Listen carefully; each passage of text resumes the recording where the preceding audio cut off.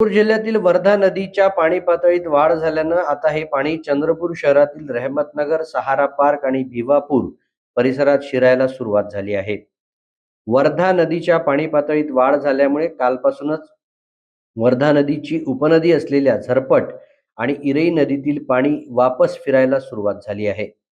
इरई आणि झरपट या दोन्ही नद्यांच्या पाणी पातळीत मोठी वाढ झाल्यानं त्याचा फटका आता चंद्रपूर शहराला बसायला सुरुवात झाली आहे. पहाटेपासून नदीच्या शेजारी असलेल्या रहिवासी भागात हे पाणी शिरायला सुरुवात झाली आहे.